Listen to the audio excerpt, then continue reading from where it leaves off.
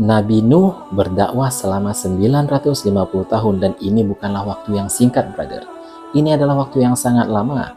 Nah, dari sekian lama waktu itu, hanya segelintir orang yang mengikuti atau beriman kepada Nabi Nuh alaihissalam. Hingga Allah mendatangkan sebuah banjir besar kepada Nabi Nuh. Ya, sebelum kita lanjut, yuk di subscribe, dan jika video ini bermanfaat, jangan lupa like-nya dan bagikan kepada orang lain.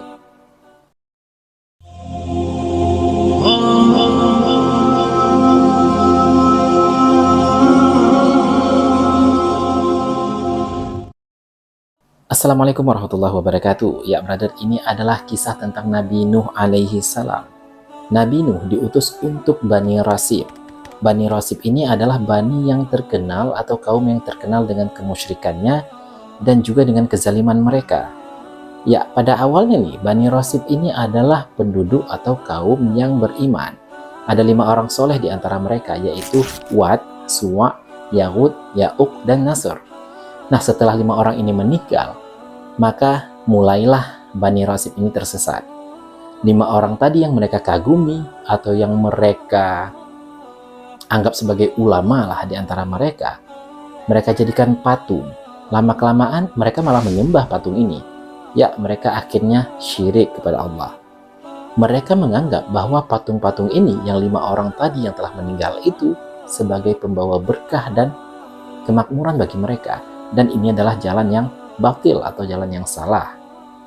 Ya, Nabi Nuh diutus kepada mereka untuk berdakwah, sama seperti kisah-kisah Nabi yang lain bahwa Nabi Nuh ditolak oleh mereka. Hanya segelintir orang yang beriman kepada Nabi Nuh. Nabi Nuh ditentang, Nabi Nuh diolok-olok, dihina-hina. Bahkan nih, brother, mereka berani menantang Nabi Nuh. Mereka mengatakan kepada Nabi Nuh bahwa, "Wahai Nuh, jika engkau benar, coba datangkan bencana kepada kami, baru kami percaya." Itu kata mereka.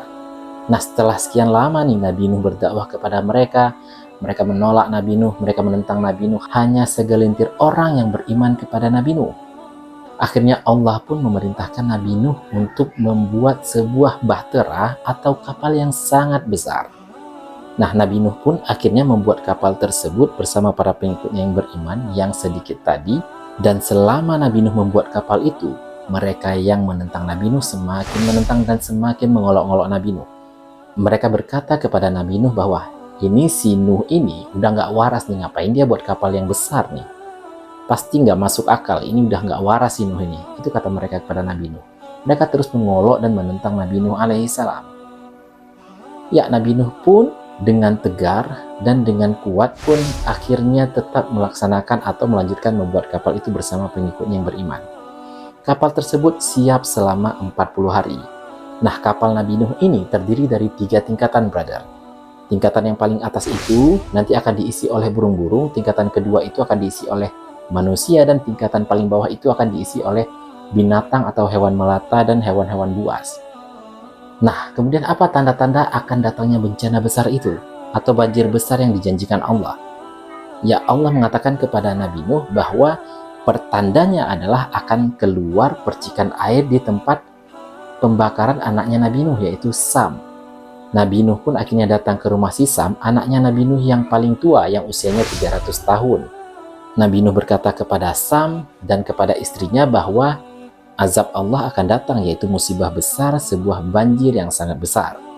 Tandanya adalah akan keluar percikan air dari tempat pembakaran di rumahnya si Sam ini.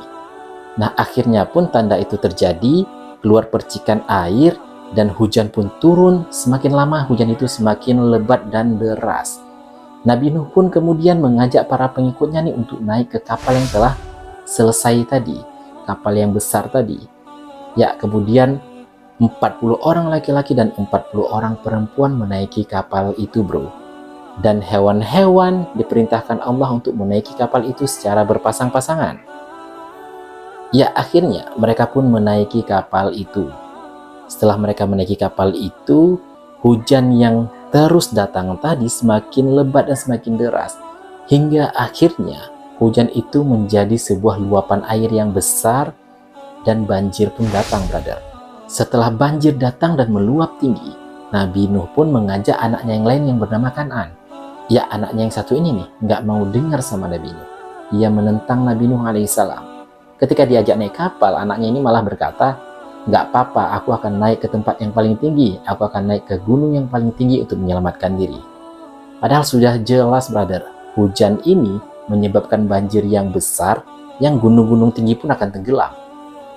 Nah, karena pada zaman Nabi Nuh ini atau bencana Nabi Nuh ini disebut juga sebagai fase kedua kehidupan manusia di dunia setelah Nabi Adam alaihissalam. Akhirnya air pun meninggi terus dan menenggelamkan semua gunung-gunung yang tinggi sekalipun. Dan yang hanya selamat adalah yang ada di kapal tersebut. 40 orang laki-laki dan 40 orang perempuan. Dan juga binatang secara berpasang-pasangan. Ya, kapal tersebut berlayar selama 150 hari. Dalam beberapa riwayat dikatakan bahwa selama 150 hari tersebut, kapal tersebut melintasi Ka'bah dan mengelilingi Ka'bah dan juga ke Baitul Maqdis. Akhirnya kapal tersebut surut dan yang selamat adalah mereka yang di atas kapal tersebut. Nabi Nuh pun sebenarnya sedih nih bahwa anaknya Kan'an yang diajak tadi naik kapal nggak mau ikut dan mati tenggelam. Ya, brother, itulah kisah Nabi Nuh alaihi salam dan bencana besar, yaitu banjir besar yang merupakan fase kedua kehidupan manusia di dunia. Dan bagaimana Nabi Nuh alaihissalam bersama pengikutnya membuat kapal yang sangat besar sekali. Nah, lucunya nih, brother, baru-baru ini ada sebuah kapal yang dinamakan Bahtera Nuh yang dianggap sebagai penyelamat manusia di hari kiamat. Ini udah nggak make sense, ini udah nggak masuk akal sama sekali. Hari kiamat mau dilawan. Ya, jika Anda memiliki informasi lain untuk melengkapi kisah tersebut, silahkan komen di bawah. Jazakumullahu khairan kasiran. Assalamualaikum warahmatullahi wabarakatuh.